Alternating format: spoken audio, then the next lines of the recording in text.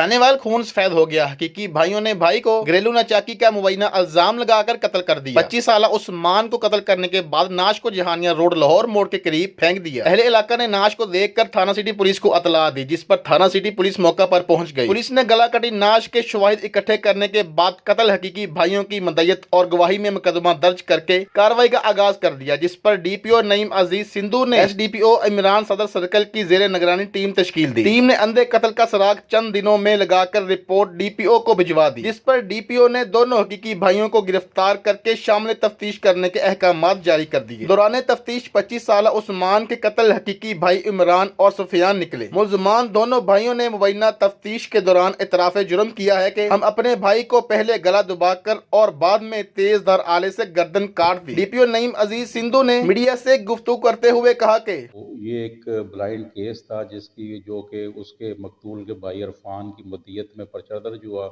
जिसमें उसका दूसरा भाई सुफियान जो है वो एफआईआर का गवाह था। तो इसमें मुकामी पुलिस ने जो शब रोज़ मेहनत की, शब रोज़ मेहनत करने के बाद जो है वो कुछ क्लूज़ ऐसे मिले कि जिस पे हमने काम किया। काम करने के बाद जो है ना वो जब उसको हमने इस ब्लाइंड मर्डर को ट्रेस कर लिया, जो उसका मुद्दई था इमरान और उसका जो गवाह सुफियान जो मकतूल के हकीकी भाई थे, वो ही उसके कातिल निकले।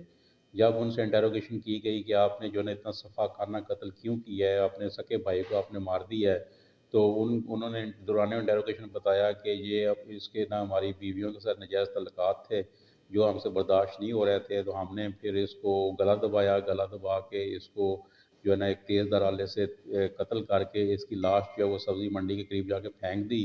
और पुलिस को हमने ये स्टोरी बता दी कि ये 22-2.5 लाख रुपया जो है ना घर से लेके गया था और शाम से जो है ना वो लापता है। तो जब तलाश की पुलिस ने जब तलाश किया तो हमने जाके उस लाश को शनाख्त कर लिया। तो ये एक उन्होंने एक फ़र्ज़ी स्टोरी और फ़र्ज़ी कहानी बनाकर जो एफआईआर नामालूम बंदों के खिलाफ एफआईआर दर्ज करवा दी थी। तो ये असल जो है इसमें तफ्तीश के दौरान उसका दोनों भाई कातिल निकले हैं, जो कि अब हमारी पुलिस हिरासत में है और ये जो है ना मामला जो है वो हल हो चुका है। गला कटी नाश की इतला मिलते ही थाना सिटी पुलिस मौका पर पहुंच गई। कातिल हकीकी भाइयों ने पुलिस और मीडिया के सामने ड्रामाई अंदाज में अपने भाई के कातिलों को जल्द गिरफ्तार करने का मुतालबा किया। ये मनाज़र स्क्रीन पर देखे जा सकते हैं कि कातिल भाई रो रो कर कातिलों को गिरफ्तार करने का मुतालबा कर रहा है। डीपीओ नईम अजीज सिंधु ने कहा कि मुल्ज़म चाहे कितना ही शातिर क्यों न हो, कानून की गिरफ्त से नहीं बच सकता।